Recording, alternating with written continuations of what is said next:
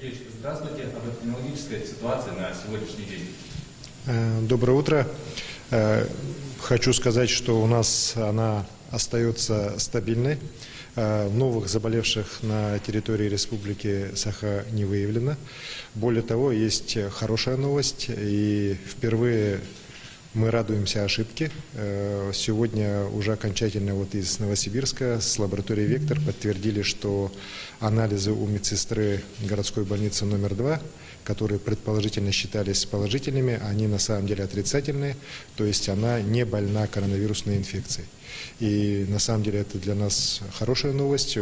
Сегодня после проведения соответствующих мероприятий в течение дня будет снят карантин с городской больницы номер 2 и с тех врачей, пациентов, которые находятся сегодня на карантине в больнице и в обсерваторе.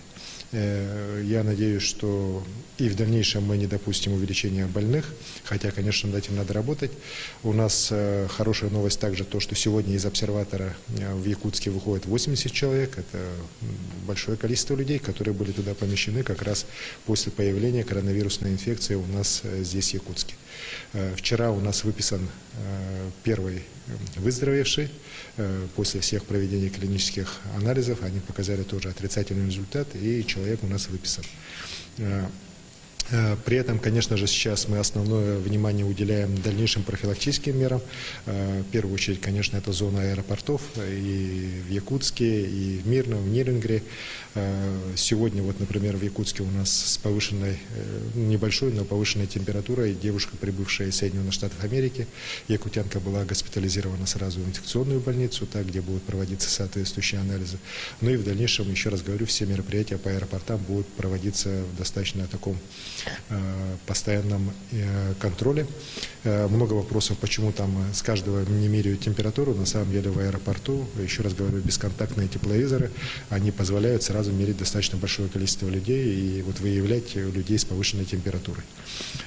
Хочу также сказать, что в целом у нас сегодня уже заканчивается развертывание лабораторий дополнительных по Якутску на базе спеццентра, так и мы сможем практически в 2 раза увеличить уже мощность по анализам. Наша задача в ближайшее время по Якутску довести до 1000 анализов в день. Ну и мы надеемся, что уже до конца дня мы сможем запустить 2 лаборатории, одну в Нирингре, одну в Мирном, которые тоже начнут тестировать на коронавирус, но в первую очередь приезжающих из-за границы наших граждан. Все равно люди приезжают. И например, за последние 2 недели у нас на территорию республики из-за границы въехало 1348 наших сограждан. Все они выявлены, большинство находится на самоизоляции, некоторые не прибыли еще на территорию республики, но находятся, еще раз говорю, уже на территории Российской Федерации. Поэтому эта работа будет продолжаться. Конечно же, мы очень хотим, чтобы ситуация в дальнейшем была такой же, то есть не ухудшалась, но для этого всем надо соблюдать те меры самоизоляции, которые предписаны сегодня, особенно все жесткие по 4 муниципальным районам, Якутска, Жатай, Мирный, Нирингри, но и по всей территории республики.